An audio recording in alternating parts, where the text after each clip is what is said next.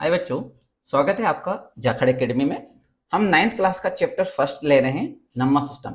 ये हमारा introductive video होगा। हम इंट्रोडक्शन देखेंगे और कुछ हमारे जो एग्जाम्पल हैं उन्हें देखेंगे और नेक्स्ट वीडियो में हम एक्सरसाइज पर चलेंगे। तो बात करते हैं हम नंबर सिस्टम की। तो हमारा नंबर सिस्टम में जो हमारी लाइफ में हमने पहली बार कोई नंबर पढ़ा था, तो बच्चा वो हमने क्या पढ़ा था? Natural number. क्या पढ़ा था हमने? Natural number. अब आपसे नेचुरल नंबर की डेफिनेशन पूछी जाए कि भैया नेचुरल नंबर क्या होते हैं, तो आप क्या बोलोगे? सर, जो नंबर 1 से स्टार्ट होते हैं, 1 2 3 4 5 एंड सो ऑन, ये सारे के सारे नंबर क्या होते हैं? नेचुरल नंबर होते हैं बच्चा। ठीक है। इसके बाद में हम बात करें तो ये नेचुरल नंबरों की डेफिनेशन हो गई। ऐसे नंबर जो 1 से स्टार्ट होते हैं नेचुरल नंबर कहलाते हैं। फिर बात करें हम होल नंबर। तो बच्चा जब नेचुरल नंबर के साथ में हम किसे ऐड करते हैं? जीरो को। किसे ऐड करते हैं? जीरो को। तो ऐसे नंबर जो जीरो से स्टार्ट होते हैं, 0 1 2 3 4 एंड सो ऑन, ये क्या कहलाते हैं? होल नंबर कहलाते हैं। अब भाई जब हमारे पास में नेचुरल नंबर लाइन थी तो हमारे पास में होल नंबर लाइन को हम क्यों लेकर आए? तो असल में नेचुरल नंबर्स के अपने रूल्स होते हैं और होल नंबर के अपने रूल्स होते हैं। नेचुरल नंबर के रूल्स, जैसे कि हम किन्हीं दो नंबरों को ऐड करें, 2 + 3 करें, तो हमें हमेशा एक उनसे दोनों नंबरों से बड़ा नंबर मिलेगा, 5। यदि इन दो नंबरों को मैं मल्टीप्लाई करूं तो मुझे इन दोनों नंबरों से बड़ा नंबर मिलेगा, 6। तो यहाँ पे हमें पता चलता है कि भाई जो नेचुरल नंबर है उनकी जो डेफिनेशन है या फिर मैं उनके लिए जो रूल्स हमने बनाए हैं उसमें हमें पता है कि भैया दो नेचुरल नंबरों को ऐड करने पर हमेशा उनसे बड़ा नंबर मिलता है या मल्टीप्लाई करने पर भी उनसे बड़ा नंबर मिलता है। लेकिन देखो, जब होल नंबर हमारे पास में आ जाता है तो मैंने 0 + 3 किया तो इसका मीनिंग क्या हुआ? 3। अब क्या हुआ? हमने दो नंबरों को ऐड किया पर क्या उनसे बड़ा नंबर मिला? नहीं। इसका मतलब है कि कहीं ना कहीं हमें अपनी एक नई नंबर लाइन लानी पड़ेगी, उसके लिए नए रूल्स लिखने पड़ेंगे। इसलिए हमने एक नई नंबर लाइन बनाई जिन्हें हम बोलते हैं होल नंबर्स। अभी होल नंबर हमारे पास में आ गए। आपको पता होना चाहिए जीरो किस चीज के लिए यूज होता है। जब हमारे पास में कोई भी चीज ना हो तो हम उसके लिए एक सिंबल रिप्रेजेंट करते हैं, जीरो। देखिए, मैथ्स को हमेशा याद रखिएगा, मैथ्स क्या है? एक आपकी सिंबॉलिक लैंग्वेज है बच्चा, जो कि आपको किसी भी शब्द को एक सिंबल में रिप्रेजेंट करना सिखाती है। कि भाई हम चीजों को बड़े बड़े अक्षरों में ना लिखते हुए कुछ सिंबल्स के फॉर्म में लिख देते हैं। तो आपको ध्यान रखना होगा, जिस तरीके से हिंदी इंग्लिश हमारी लैंग्वेज है वैसे भी मैथ्स एक लैंग्वेज है। किस तरह की लैंग्वेज है? सिंबॉलिक लैंग्वेज है। हम यहाँ पे चीजों को सिंबल्स के थ्रू क्या करते हैं? डिनोट करते हैं। तो जब मेरे पास कुछ ना हो और मुझे उस वर्ड को लिखना हो तो मैथ्स में मैं क्या लिखूंगा? उसके लिए जीरो शब्द का यूज करूंगा। ठीक है, किसका यूज करूंगा? जीरो जो सिंबल है उसका यूज करूंगा। तो इस तरीके से हमारे पास में जीरो नंबर लाइन आ जाती है। फिर हम आगे क्या देखते हैं कि भाई हमारे पास में जो नई नंबर लाइन आती है उसे अपन कहते हैं इंटीजर्स। क्या कहते हैं उन्हें? हम इंटीजर्स कहते हैं। अब इंटीजर्स हमारी लाइफ में किस तरह से आए होंगे, तो हम बात करें तो हमारे पास में क्या होते हैं कि भैया कुछ चीजें दो डायरेक्शनल होती हैं। ठीक है, एक चीज होती है लेफ्ट, एक चीज होती है लेफ्ट और दूसरी होती है राइट। तो लेफ्ट और राइट की हम बात करें तो कोई सेम क्वांटिटी राइट में होगी तो हमने मान लो कि इस डायरेक्शन को यदि पॉजिटिव माना है तो दूसरे डायरेक्शन को हम क्या मान लेते हैं? नेगेटिव मान लेते हैं। जैसे कोई चीज अर्थ से ऊपर है तो हम उस वैल्यू को प्लस मान लेंगे, जो अर्थ से नीचे है उसे हम माइनस मान लेंगे। प्रॉफिट को हम प्लस मान लेते हैं, लॉस को हम माइनस मान लेते हैं। तो हम देखते हैं कि हमारे पास में बहुत सारे ऐसे अपोजिट वर्ड्स होते हैं जिन्हें हमें नंबर में रिप्रेजेंट करना होता है। तो जब हमारे पास में पॉजिटिव नंबर आए तो उसके बाद में जब हमें उन्हीं चीजों को दूसरी डायरेक्शन में शो करना था, अब मैं उस डायरेक्शन को शब्दों में नहीं लिखना चाहता, वर्ड में नहीं लिखना चाहता, तो मैंने उसके लिए एक नया सिंबल दे दिया, माइनस। तो हम यहाँ पे डायरेक्शनल वर्ड की बात करें तो ये जो इंटीजर्स होते हैं ये हमें डायरेक्शन के बारे में बताता है बच्चा।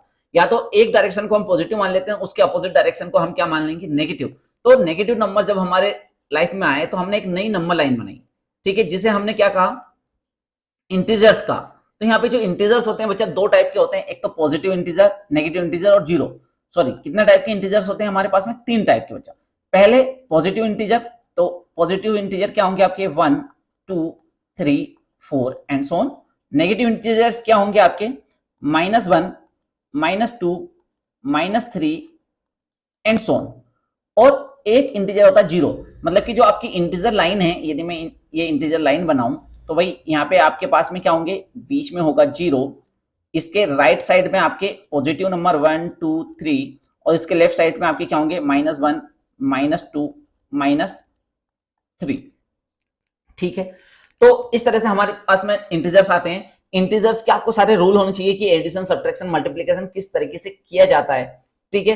तो उसी के बाद में आप आगे बढ़ेंगे। यदि आपको इंटीजर्स नहीं आते तो आप हमारे 7th और 8th क्लास के इंटीजर्स के चैप्टर देख सकते हैं, जहां पर आप इनके डिटेल में इनकी आपकी कोई भी रूल्स वगैरह में आपको दिक्कत हो तो आप वहां पे इनसे सीख सकते हैं। ओके, अब देखो यहाँ पे मैंने लिखा रेशनल नंबर, यहाँ पे लिखे हैं हमने फ्रैक्शनल नंबर। अब नंबर लाइन पे जब हमारे पास में इंटीजर्स आ गए तो बच्चा आपने फ्रैक्शनल नंबर तो पहले पढ़ लिए होंगे, लेकिन आपने जो रेशनल नंबर है वो 8th क्लास में पढ़े, लेकिन फ्रैक्शनल नंबर आप 6th क्लास में ही पढ़ लेते हो। क्यों, ऐसा क्यों? क्योंकि बच्चा जब हमारे पास में नेचुरल नंबर आए तो उसी के बाद में हमारे पास में फ्रैक्शनल नंबर आ गए। फ्रैक्शनल नंबर कब आए? जब हम किसी एक पूरे पार्ट को बच्चा कुछ पार्टों में डिवाइड कर दे और मुझे इस पार्ट को रिप्रेजेंट करना हो नंबर में, तो मैं इसे क्या बोलूंगा कि भैया ये होल पार्ट था, इसे मैंने कितने पार्ट में डिवाइड किया? 4 में, और ये कितना पार्ट है? इस 4 पार्ट का 1 पार्ट है, तो 1/4। तो ऐसा नंबर जिन्हें अपन P/Q फॉर्म में लिख सके उन्हें अपन क्या कहते हैं? फ्रैक्शन नंबर कहते हैं बच्चा। ठीक है, फ्रैक्शन नंबर क्या होते हैं? ऐसे नंबर जिन्हें मैं P/Q के फॉर्म में लिख सकूं वो फ्रैक्शन नंबर कहलाते हैं। Q not equal to 0 and P and Q any whole number. ठीक है, फ्रैक्शनल नंबर के लिए P और Q क्या होंगे? होल नंबर होंगे। ठीक है, अब सुनिए, ये फ्रैक्शनल नंबर कब आए थे? जब हमारे पास नेचुरल नंबर आ चुके थे। इसका मतलब है जितने भी हमने फ्रैक्शनल नंबर देखे इनमें कभी हमने नेगेटिव साइन नहीं देखा, हमारे पास में हमेशा पॉजिटिव साइन रहता था। अब जब हमारे पास में इंटीजर आ गए बच्चा, तो हम इंटीजर को भी तो ऐसा लिख सकते हैं -1/4। तो अब जब -1/4 हमारे पास में माइनस नंबर आ गया, तो हमें जब फ्रैक्शन नंबर को, या मैं कहूं कि हमें कोई नंबर को P/Q फॉर्म में लिखना हो तो हम वहां पे किसका यूज करते हैं? इंटीजर का। देखो रेशनल नंबर और फ्रैक्शनल नंबर में आपको डिफरेंस समझना होगा। सबसे पहले फ्रैक्शनल नंबर की डेफिनेशन की बात करें तो फ्रैक्शनल नंबर वो नंबर होते हैं जिन्हें हम P/Q के फॉर्म में क्या कर सकते हैं बच्चा? रिप्रेजेंट कर सकें। जहां Q क्या होगा? नॉट इक्वल टू 0 होगा, और P and Q any integer. यदि कोई आपसे डिफरेंस पूछे कि फ्रैक्शन नंबर और रेशनल नंबर में क्या डिफरेंस है, भाई हमारे पास फ्रैक्शन नंबर जब पहले थे तो रेशनल नंबर क्यों आए, तो आप क्या बोलोगे? सर यहाँ पे P/Q फॉर्म में जब हम नंबरों को लिखते हैं तो फ्रैक्शन नंबर के अंदर P और Q की वैल्यू जो होती है वो होल नंबर होती है, कभी भी हम यहाँ पे नेगेटिव नंबर नहीं लेते। लेकिन रेशनल नंबर में जब हमारे पास में इंटीजर आ गए तो P/Q में मतलब P और Q की वैल्यू नेगेटिव भी हो सकती थी, तो इसे एक नई नंबर लाइन हमने बनाया जिसे हमने कहा रेशनल नंबर। तो रेशनल नंबर की यदि हम लाइन बोले तो यदि हमारी ये लाइन होगी, ठीक है, ये बीच में हमारा क्या गया? 0 आ गया। ठीक है, तो इस साइड आप जा सकते हो 1/3, 2/3, 3/3। ठीक है, आप इस साइड जाओगे तो -1/3, -2/3, -3/3। तो आप देख रहे हो कि भैया हम P/Q फॉर्म में इस नंबर को लिख पा रहे हैं, इसलिए हमारे क्या हो जाएंगे? रेशनल नंबर वो नंबर हो जाएंगे जिसे हम P/Q फॉर्म में लिख सकते हैं, जहां P और Q क्या होगा? एनी इंटीजर होगा। अब बात करें इर्रेशनल नंबर की, तो ऐसे नंबर जिन्हें हम P/Q फॉर्म में नहीं लिख सकते, क्या नहीं कर सकते बच्चा? ऐसे नंबर जिन्हें हम P/Q फॉर्म में नहीं लिख सकते उन्हें हम इर्रेशनल नंबर कहते हैं। इर्रेशनल नंबर क्या आते हैं? जब रूट के अंदर कोई नंबर आता है तो उसे हम इर्रेशनल नंबर कहते हैं, जैसे √2, √3, √5, √6, ठीक है, √8, √10। आप बोलोगे सर आपने √4 और √9 नहीं लिखा, क्यों नहीं लिखा बच्चा? क्योंकि अभी हम देखेंगे आगे आपने कि भाई 4 जो है रूट के अंदर आने पर इसके ऊपर से रूट हट जाता है और ये क्या हो जाता है? 2 हो जाता है। 9 के ऊपर रूट आएगा तो ये हट जाएगा, 3 हो जाएगा। कैसे होगा ये हम आगे देखेंगे, ठीक है, इसकी चर्चा हम आगे करेंगे। पर बस अभी आप जान लीजिए ऐसे नंबर जो नॉन स्क्वायर नंबर है और रूट के अंदर आ जाए उन्हें हम इर्रेशनल नंबर कहते हैं, और इर्रेशनल नंबर को हम P/Q फॉर्म में नहीं लिख सकते क्योंकि यहाँ पे P और Q क्या है बच्चा? Any integer. अब √2 तो कोई इंटीजर है नहीं, क्योंकि इंटीजर पे आप यहाँ पे नंबर देख रहे हो, कहीं पे यहाँ पे √2 देख पा रहे हो क्या आप? नहीं, √2 नहीं देख पा रहे हो, इसका नंबर ये क्या है? आपका इंटीजर्स नहीं है। तो हम यहाँ पे क्या बोलते हैं कि भैया जो आपके इर्रेशनल नंबर है, ऐसे नंबर जिन्हें हम P/Q फॉर्म में नहीं लिख सकते हैं वो इर्रेशनल नंबर कहलाता है। आप बोलोगे सर देखो मैंने √2/1 लिख दिया तो ये हो गया P/Q फॉर्म, पर बच्चा यहाँ पे यदि आप P की वैल्यू देखोगे तो क्या हो जाएगा? P की वैल्यू हो जाएगी √2। क्या √2 एक इंटीजर है? बोले नहीं है सर, नहीं है। इसका मतलब क्या है कि इर्रेशनल नंबर को हम P/Q फॉर्म में नहीं लिख पा रहे हैं। ठीक है, रेशनल नंबर की बात करें तो रेशनल नंबर में आप देख रहे होंगे आपके इंटीजर भी आ गए हैं बच्चा। रेशनल नंबर में आप देखोगे तो आपके नेचुरल नंबर, आपके होल नंबर, इन सभी नंबरों को मिला के क्या आते हैं? Rational number. मतलब कि हम किसी भी एक इंटीजर को क्या लिख सकते हैं? रेशनल नंबर के फॉर्म में लिख सकते हैं। जैसे मेरे पास में 2 लिखा है तो मैं -2 को क्या लिख सकता हूँ? -2/1, जहां पे P की वैल्यू क्या हो जाएगी? -2 हो जाएगी और Q की वैल्यू क्या हो जाएगी? 1 हो जाएगी। अब Q नॉट इक्वल टू 0 क्यों नहीं होता है, हम ये आगे देखेंगे, इसके बारे में आगे चर्चा करेंगे। तो इन सभी नंबरों को, रेशनल और इर्रेशनल नंबर को मिला के हम बोलते हैं बच्चा रियल नंबर। क्या बोलते हैं हम इन्हें? रियल नंबर बोलते हैं। अब यहाँ पे ध्यान रखिए, अब हर नंबर को भैया हम नेचुरल नंबर, फिर से हम इतना बड़ा नंबर नहीं बोल के हम क्या करेंगे, यहाँ पे कुछ सिंबल्स का यूज करेंगे बच्चा। तो जब आप इन सिंबल्स का यूज करते हैं तो नेचुरल नंबरों के लिए हम लिखते हैं एन। नेचुरल नंबर का सेट जो है या नेचुरल नंबर लाइन है वो क्या कहलाती है, एन कहलाती है, याद रखिएगा। उसके बाद में होल नंबर को हम रिप्रेजेंट करते हैं डब्ल्यू से। किससे रिप्रेजेंट करते हैं बच्चा, डब्ल्यू से। इंटीजर की बात करें तो इंटीजर को आई से रिप्रेजेंट नहीं करेंगे, इंटीजर को रिप्रेजेंट करेंगे जेड से। अब जब पॉजिटिव इंटीजर है तो इसके ऊपर हम जेड प्लस लगा देंगे तो पॉजिटिव इंटीजर हो जाएगा, जेड के ऊपर माइनस लगा देंगे तो नेगेटिव इंटीजर हो जाएगा। रेशनल नंबर को हम आई से डिनोट नहीं करते हैं, रेशनल नंबर को हम डिनोट करते हैं क्यू से। किससे डिनोट करते हैं बच्चा, क्यू से, क्योंकि क्यू का मतलब होता है कोशेंट, और rational number P upon Q का मतलब क्या है कि मैं पी में क्या कर रहा हूं बच्चा, क्यू का डिवाइड कर रहा हूं, और यहाँ पे मेरे पास में कोई ना कोई कोशेंट आएगा, इसलिए हम रेशनल नंबर को किससे रिप्रेजेंट करते हैं, क्यू से। यहाँ पे भी आपके रेशनल नंबर भी जो होते हैं पॉजिटिव रेशनल नंबर होते हैं तो पॉजिटिव क्यू आ जाएगा, और नेगेटिव रेशनल नंबर होते हैं तो नेगेटिव क्यू आ जाएगा, ठीक है। तो इस तरीके से आपको सिंबल रिप्रेजेंटेशन पता होना चाहिए, किस नंबर को किससे रिप्रेजेंट करते हैं। नेचुरल नंबर को एन से, होल नंबर को डब्ल्यू से, इंटीजर को जेड से, पॉजिटिव इंटीजर को जेड के ऊपर प्लस, नेगेटिव इंटीजर को जेड के ऊपर माइनस, रेशनल नंबर को क्यू से। अब इर्रेशनल नंबर को किससे रिप्रेजेंट करते हैं बच्चा, इर्रेशनल नंबर को अपन आई से रिप्रेजेंट करते हैं। किससे रिप्रेजेंट करते हैं, आई से। इस वजह से हमने इंटीजर को आई से रिप्रेजेंट नहीं किया, और रियल नंबर को आप रिप्रेजेंट करते हो आर से, इस वजह से हमने रेशनल नंबर को आर से रिप्रेजेंट नहीं किया, क्योंकि रियल नंबर जो होते हैं वो इन सबको मिला के होते हैं, ठीक है। तो आप यहां से देख पा रहे हो, यदि मैं आपसे पूछूं क्या all natural number rational number होते हैं, तो यस, आप क्या बोलोगे, yes all natural number is a rational number. पर मैं आपसे बोलूं all rational number is a whole number, no, क्योंकि हर एक रेशनल नंबर जैसे कि माइनस वाले नंबर होल नंबर के अंदर नहीं आते बच्चा, ठीक है, या 1/3 आपके होल नंबर के अंदर नहीं आता। इसका मतलब कि सारे सारे रेशनल नंबर होल नंबर नहीं हो सकते, और सारे सारे होल नंबर रेशनल नंबर जरूर हो सकते हैं, ठीक है। इसके लिए यदि हम एक वेन डायग्राम बनाए, मतलब कि एक डायग्राम बनाए, तो आप ये बोलोगे कि ये बड़ा सा जो डायग्राम है ये क्या है बच्चा, ये आपकी रियल नंबर है, ठीक है। फिर इसके अंदर एक ये सर्कल बनाया जो कि आपका कोशेंट का सर्कल है, फिर एक ये सर्कल बनाया जो कि आपकी इंटीजर आपकी इरेशनल नंबर का। अब क्यू के अंदर आपको क्या देखने को मिलेगा, क्यू के अंदर आपको देखने को मिलेगा आपका इंटीजर का सर्कल, ये क्या हो जाएगा, आई इंटीजर हो जाएगा। इस इंटीजर के अंदर आपको क्या देखने को मिलेगा, इस इंटीजर के अंदर आपको होल नंबर देखने को मिलेंगे, क्या मिलेंगे, होल नंबर। और इन होल नंबर के अंदर आपको क्या देखने को मिलेगा, नेचुरल नंबर। इन होल नंबर के अंदर ये वाला जो छोटा वाला सर्कल हो जाएगा, ये किसका हो जाएगा, नेचुरल नंबर का। तो all natural number is whole number, all whole number is integer, all integer is rational number, और all rational number is real number, और all irrational number is real number, ठीक है। तो यहां से हमें पता चल रहा है कि भैया ये सारे के सारे नंबर जो होते हैं वो क्या होते हैं, रियल नंबर होते हैं। आइए हम नेक्स्ट पेज पे चलते हैं। तो देखिए यहां पे हमारे रेशनल नंबर की डेफिनेशन दी है, a number r is called a rational number, it is can be written in the form of p upon q, where p and q are a integers and q not equal to 0। अब भाई ऐसा क्यों कहा जाता है कि Q not equal to 0, तो आइए अब बच्चा मैं यहां पे लिख रहा हूं 8/2। अब 8/2 का मतलब क्या है कि मुझे डिवाइड करना है, और डिवाइड क्या होता है, रिपीटिव सब्ट्रैक्शन। आपको डिवाइडेशन का मीनिंग पता होना चाहिए। डिवाइडेशन का मतलब है कि भैया कोई हमारे पास में एक नंबर है, उसे हम एक फिक्स नंबर से क्या कर रहे हैं, सब्ट्रैक्ट कर रहे हैं, और कैसा, रिपीटेटिव सब्ट्रैक्शन। इसका मतलब है कि मैं 8 में से क्या कर रहा हूं, 2 को सब्ट्रैक्ट कर रहा हूं।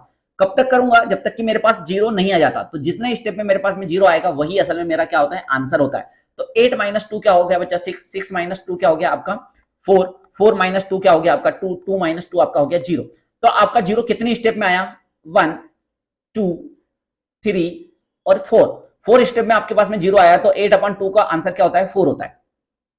अब वहीं पर हम देखें, यदि मैं कर दूं 8/0, इसका मतलब है 8/0 का मतलब है कि मैं 8 में से 0 को सब्ट्रैक्ट कर रहा हूं, और आंसर क्या आएगा कि मैं कितनी बार में 8 में से 0 निकालूं कि मुझे 0 मिले। तो 8 - 0 क्या हो जाएगा बच्चा, आपका 8 हो जाएगा। 8 - 0 फिर आपका क्या हो जाएगा, 8 हो जाएगा। 8 - 0 फिर आपका 8 हो जाएगा।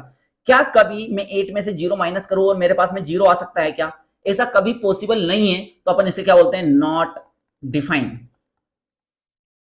जब कोई चीज प्रूव नहीं हो सकती तो उसे अपन बोलते हैं not defined.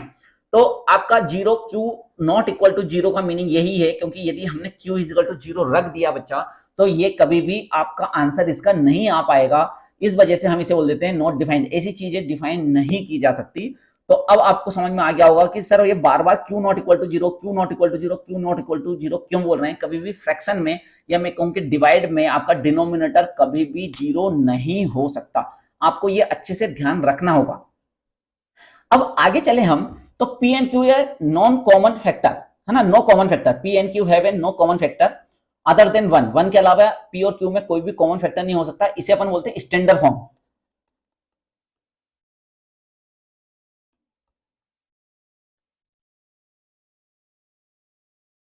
Of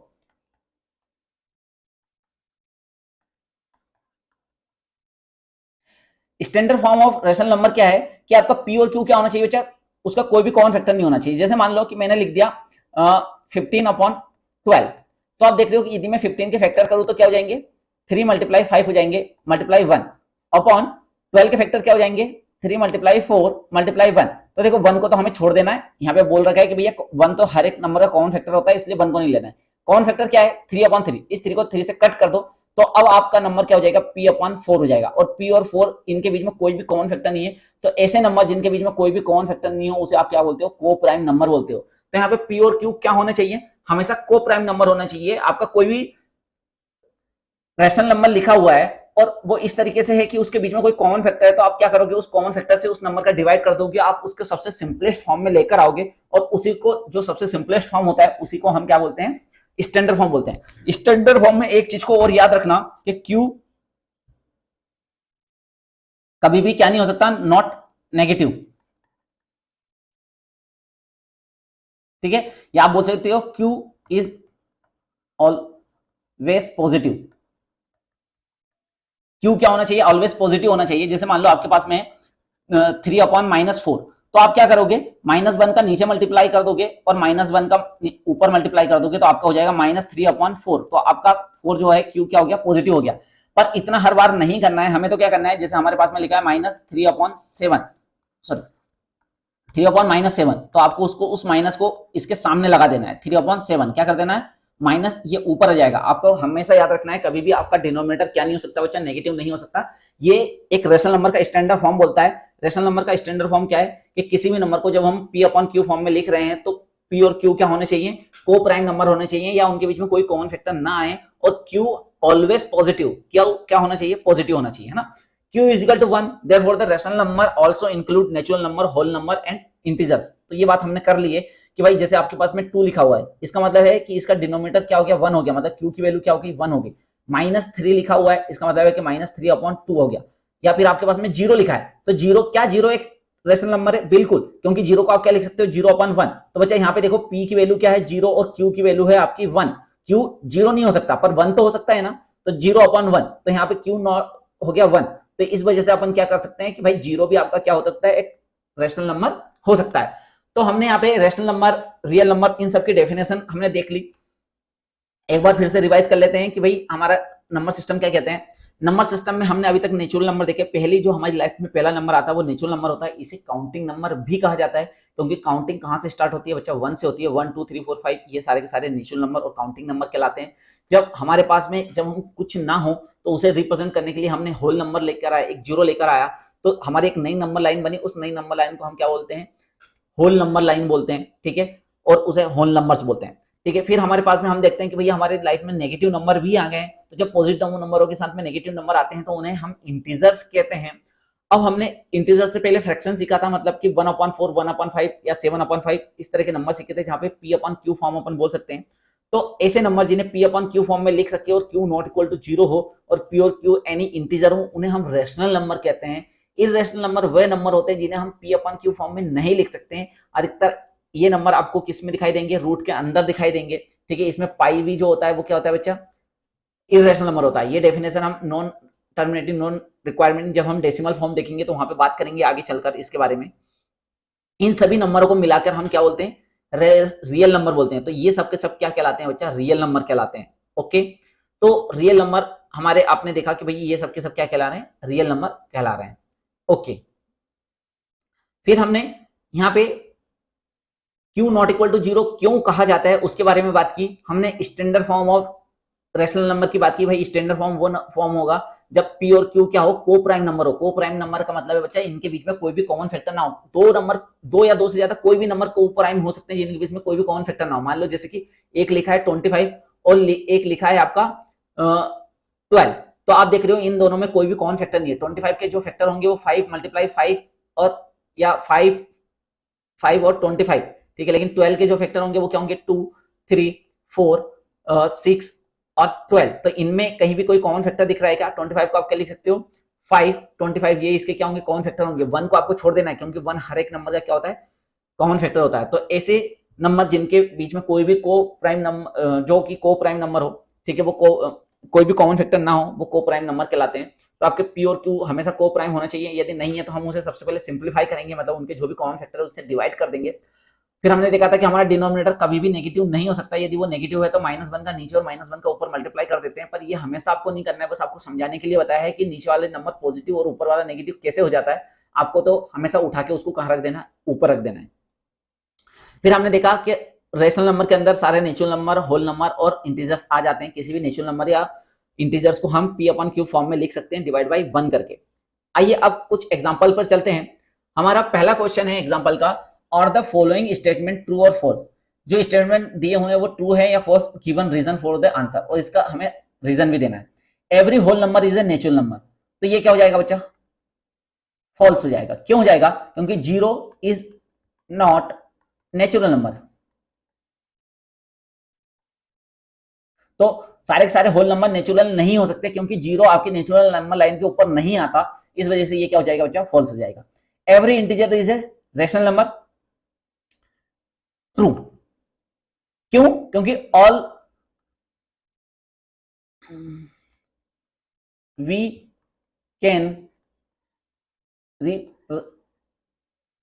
represent p upon q from any integer।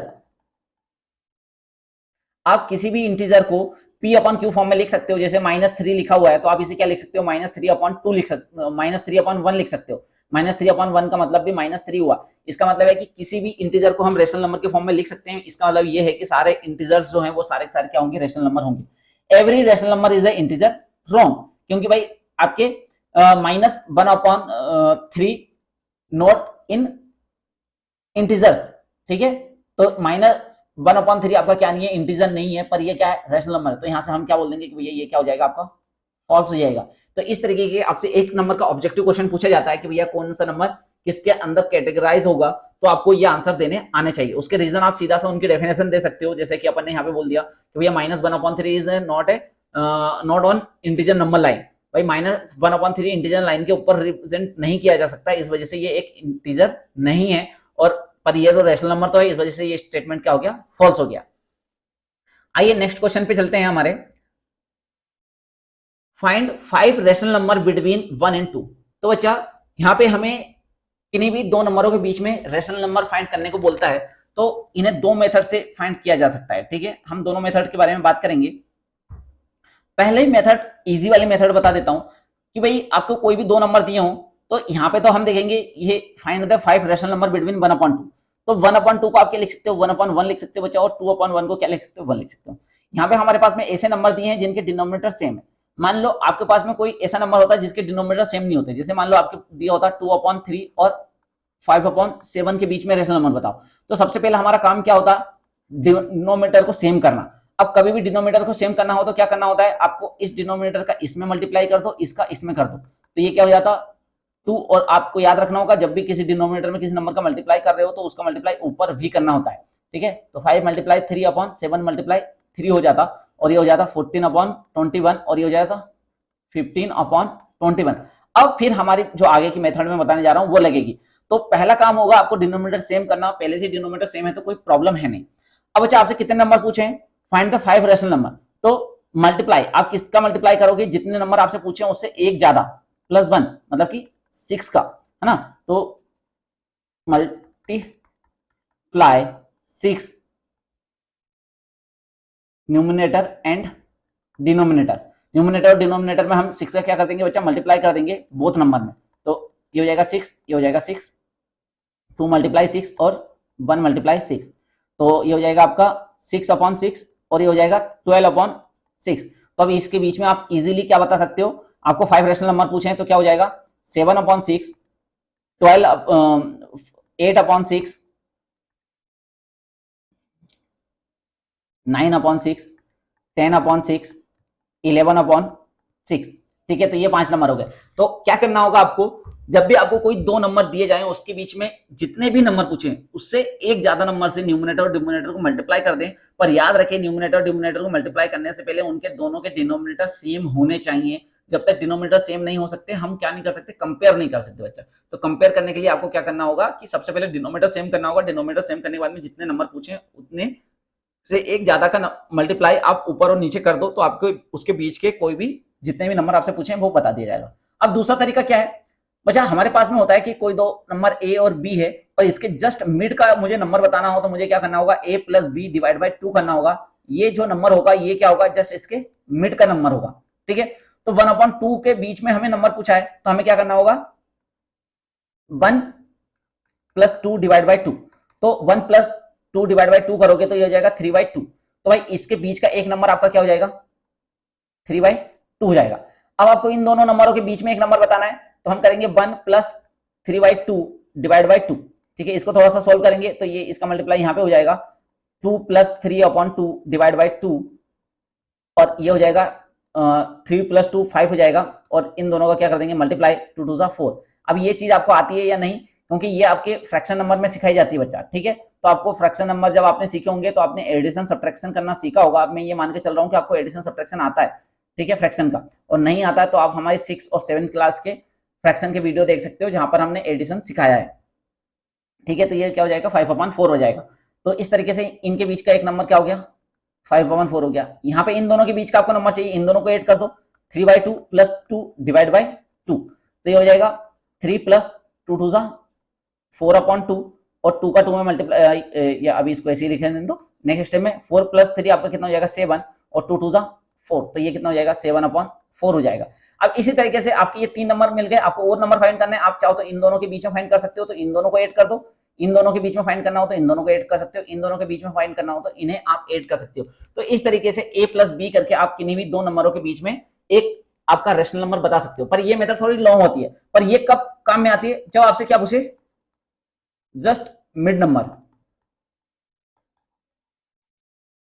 ये जो 3/2 निकाला था ना वो 1 और 2 के जस्ट मिड का नंबर है बच्चा। तो कभी भी जस्ट मिड का नंबर पूछ ले तो आपको यही वाली method a plus B by 2 करके आप निकाल सकते हो। मतलब दोनों नंबर को ऐड करो, उनके 2 से डिवाइड कर दो तो जस्ट उनके बीच का आपको एक नंबर मिल जाएगा। ठीक है, तो इस तरीके से हम क्या कर सकते हैं, किन्हीं भी 2 रेशनल नंबरों के बीच में नंबर फाइंड कर सकते हैं। अब अच्छा देखो, मैंने यहाँ पे 6 का मल्टीप्लाई किया था, यहाँ पे 1/1 था और यहाँ पे 2/1 था। मैं चाहूं तो कितना मल्टीप्लाई कर सकता हूँ, 100 का कर दूं, क्या कर दूं 100 का। तो 100 का ऊपर और नीचे मल्टीप्लाई करेंगे तो क्या हो जाएगा 100/100 और 200/100। तो इसके बीच में मैं कितने नंबर बता सकता हूँ, 100 नंबर बता सकता हूँ। यदि मैं 1000 से मल्टीप्लाई कर देता तो 1000 ऊपर आ जाता और 1000 नीचे आ जाता, ऊपर क्या हो जाता 2000/1000। अब इसके बीच में मैं 1000 नंबर बता सकता हूँ। मैं 10,000 का मल्टीप्लाई कर दूंगा तो मैं 10,000 नंबर बता सकता हूँ। मैं 1 लाख का मल्टीप्लाई कर दूं तो 1 लाख बता सकता हूँ। तो यहां से हमारे सामने क्या आता है कि there are infinite many rational number between any two given rational number. किन्हीं भी 2 रेशनल नंबर के बीच में आप इनफिनाइट रेशनल नंबर बता सकते हो। ठीक है, यहां से हमारे पास में क्या निकल के आता है, किन्हीं भी 2 नंबरों के बीच में इनफिनाइट रेशनल नंबर होते हैं बच्चा। ठीक है, हम आगे पढ़े तो यहाँ पे अब एक्सरसाइज आ गई है, तो हम नेक्स्ट क्लास में एक्सरसाइज करेंगे। तो आपको ये लेक्चर समझ में आया होगा। यदि आपको कोई चीज समझ में नहीं आई हो तो आप हमें कमेंट बॉक्स में जरूर बताएं, हम आपको उसका सोल्यूशन देंगे। और आपको रेशनल नंबर सीखने से पहले आपको फ्रैक्शन का एडिशन, सब्ट्रैक्शन, मल्टीप्लिकेशन आना चाहिए बच्चा। यदि नहीं आता तो आप लास्ट क्लास में छोटी क्लासों में जाकर उनके पहले वीडियो देख लें। आप सब्ट्रैक्शन, आपको रेशनल इंटीजर्स का एडिशन, सब्ट्रैक्शन, मल्टीप्लिकेशन के सारे रूल पता होना चाहिए। यदि नहीं है तो एक बार जरूर जाके आप 6 और 7 क्लास में जहां पर इंटीजर हैं उस क्लास के वीडियो हमारे देखें, जहां पर हमने बहुत डिटेल में उनके एडिशन, सब्ट्रैक्शन, मल्टीप्लिकेशन करना सब कुछ सिखाया है। तो इसी तरह के वीडियो के लिए जुड़े रहिए हमारे साथ।